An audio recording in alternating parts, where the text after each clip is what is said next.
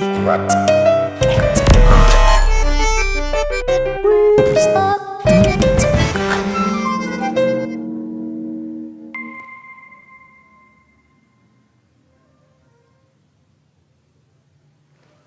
je m'appelle Mathieu Michel. C'est pas mon vrai prénom, mais je dirais pas le vrai. Et j'ai grandi ici, exactement à l'endroit où on est. Et donc, ça s'appelle Courtepin, dans le canton de Fribourg, et j'habite à Vevey. Voilà.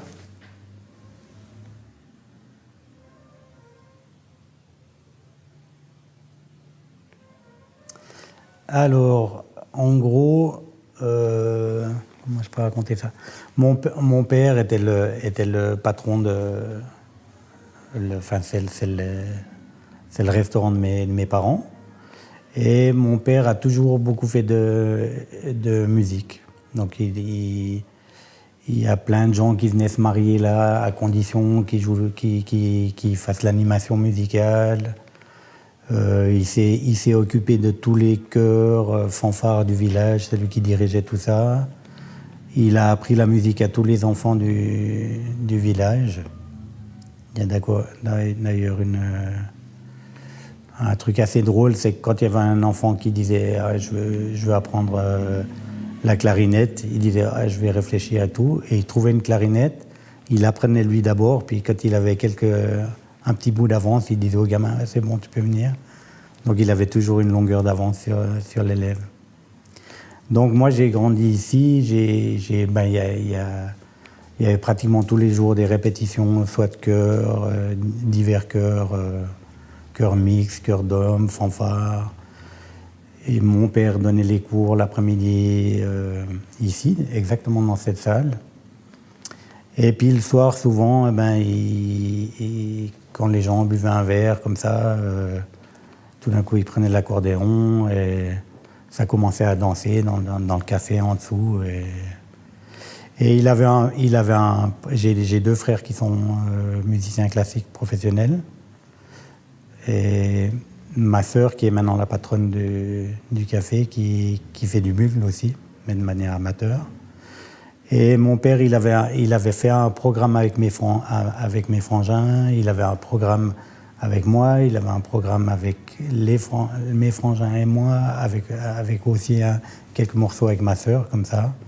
Et puis quand justement on jouait au bistrot, comme ça, quand il y a la musique, il y a toujours un moment où il disait hop, maintenant il faut y aller, jouer quelques chansons. Quand il y avait des mariages, il y avait toujours une petite partie où il présentait justement un mini-concert avec soit mes frangins, soit moi, etc. Et j'ai été traumatisé de la scène à cause de ça, parce que j'ai commencé à 6-7 ans, et puis pratiquement tout de suite à jouer devant les gens. Et j'ai des souvenirs qu'il y avait toujours, quand il y avait justement un mariage, il y avait toujours, excusez-moi du terme, un con pour me prendre et me mettre debout sur une table pour que tout le monde puisse me voir jouer. Et j'aime pas de la scène à cause de ça. Ça m'a traumatisé. Mais j'y vais quand même sur scène parce que c'est là que ça se passe. Donc voilà, c'est là que tout s'est passé.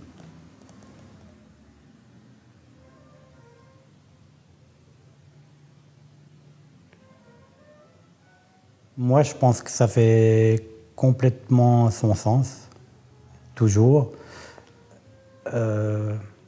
au niveau de l'apprentissage de la musique. Après, au niveau, j'imagine bien un jeune maintenant si moi j'étais jeune maintenant, probablement que j'irais dans une école, parce que déjà il y en a. À l'époque où j'ai appris ça, il n'y en avait pas. Et puis c'est quand même un bon moyen pour apprendre.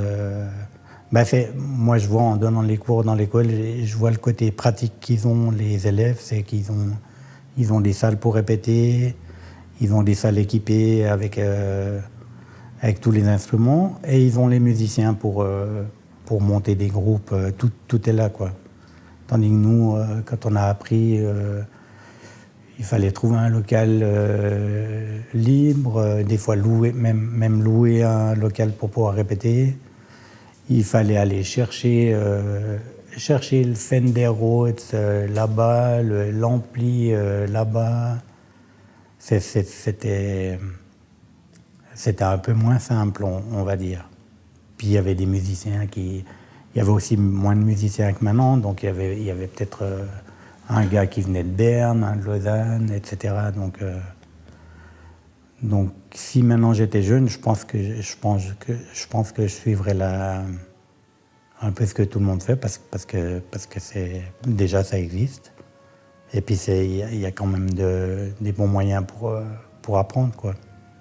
Mais je crois toujours aussi à une partie de l'apprentissage de la musique de par soi-même, avec l'écoute, et comme ça, plus qu'avec la théorie, etc. Je pense que les deux sont très compatibles et il faut les mettre ensemble, quoi.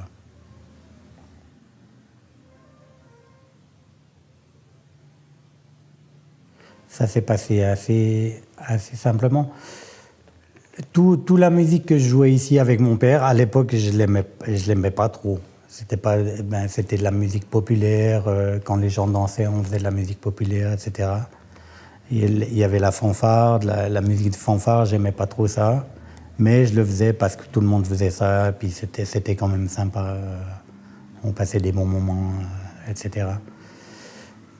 Et en fait, c'est un de mes frères, une fois qu'il a entendu un disque de Miles, et puis il a acheté ça, puis il est arrivé à la maison, il a dit ouais, écoute ça. Et puis là, j'ai flashé total. Ça a changé ma vie, quoi, d'une seconde à l'autre. Jusqu'à ce moment-là, j'aimais bien la musique, mais sans plus. Et puis dès que j'ai entendu ça, ça a radicalement changé ma vie.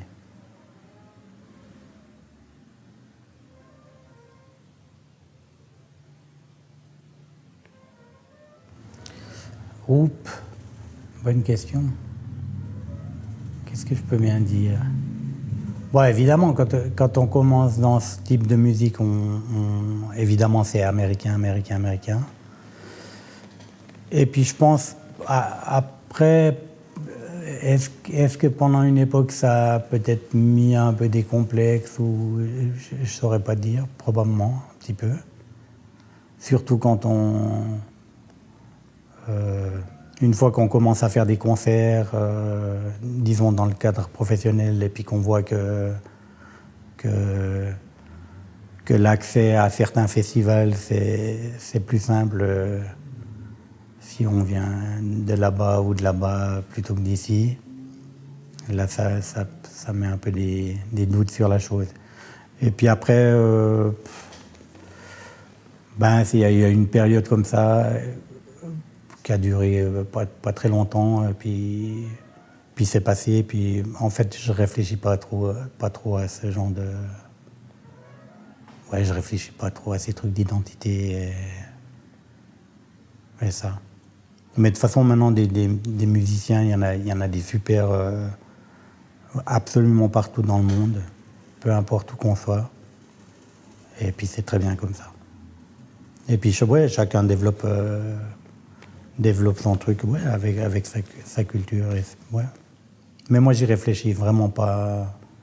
Je me suis jamais posé à me dire, c'est pas trop mon truc.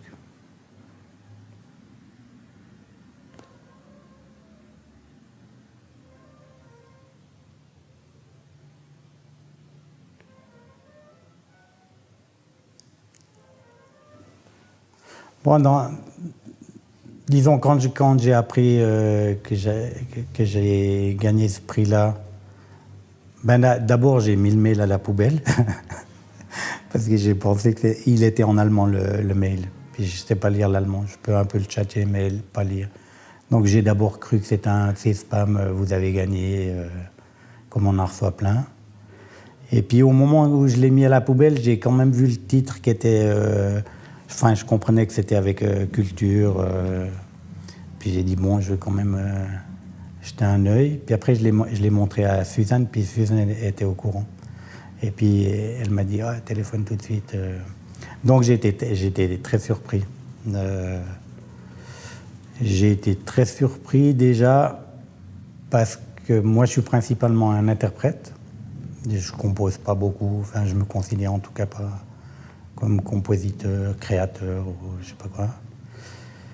Et en général, ce genre de prix va plutôt dans, dans les domaines, je sais pas, cinéma, musique classique. Les interprètes sont au même niveau que les compositeurs et tout ça. Et dans le jazz, les interprètes, on écrit de moins en moins leur nom dans les programmes. C'est vraiment le leader du band qui compte ou le compositeur.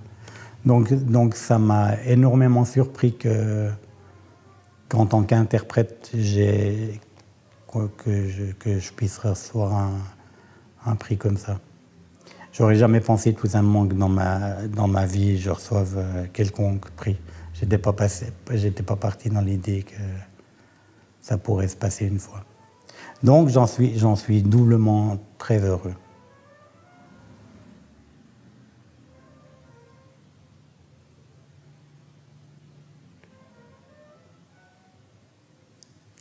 J'ai pas de nom à citer en particulier. J'ai toujours, disons dans ma démarche, j'ai toujours aimé le travail à long terme avec des personnes. Donc ben, par exemple avec Suzanne ou comme ça ou un autre band. Si le projet commence et puis que ça s'étire sur les années, j'aime vraiment beaucoup ce développement-là. Je joue par exemple avec un pianiste en duo. On est en train de faire une tournée maintenant pour la sortie d'un disque. Et ça fait 20 ans qu'on joue ensemble. Alors on n'a pas joué tout le temps. Il y a eu une pause entre deux. Mais j'aime bien ce travail à long terme parce que chacun se développe d'une certaine manière, on change les goûts changent et puis j'aime bien musicalement vivre ce développement-là. J'aime aussi le côté amitié qui se développe à travers le temps. Donc j'aime ces aspects-là. Et en même temps, j'ai toujours gardé la porte ouverte à essayer de nouveaux projets, essayer de jouer avec des nouveaux musiciens comme ça. Je suis très heureux, par exemple, que les jeunes, ça m'arrive de plus en plus que je suis le plus vieux dans les bands. Et contrairement à ce qu'on peut imaginer, je ne sais pas comment les autres le vivent, mais pour moi, c'est plus un truc. En fait, je suis très content que les jeunes me demandent pour jouer avec eux. Ça veut dire, ça me donne l'impression que je suis pas trop décalé, quoi. Donc quelque part, ça me dérange pas de prendre de l'âge, en fait, contrairement à ce qu'on pourrait s'imaginer.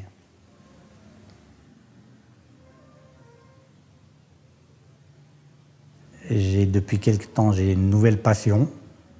C'est ce que lui fait là, c'est la prise de son. Prise de son, enregistrement et tout ça. Et ça fait un moment que je m'enregistre moi pour des disques. Donc je fais ça, j'avais un petit studio, maintenant je le fais ailleurs. Je le fais chez Thierry Lang en général, il a un lieu que je peux utiliser.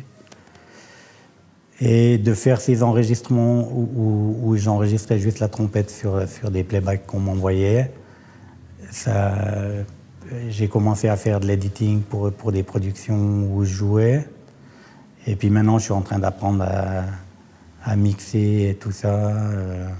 À apprendre un peu tout le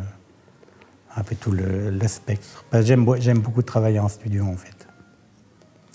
Et là, je me suis dit que pour apprendre, prendre des cours, lire des bouquins, machin, c'est bien joli, mais à un moment donné, il faut faire. Donc je vais commencer au mois de juillet à faire des enregistrements, mais où je suis comme technicien. Donc ça, c'est tout nouveau et ça me fait total flipper. Puis en même temps, ça me motive bien, quoi. Je suis tout foufou, quoi. À apprendre des nouveaux trucs. Et puis, c'est un domaine où je commence vraiment à... Enfin, j'ai beaucoup travaillé en studio, mais je commence vraiment à zéro. Donc, c'est super d'apprendre un nouveau truc.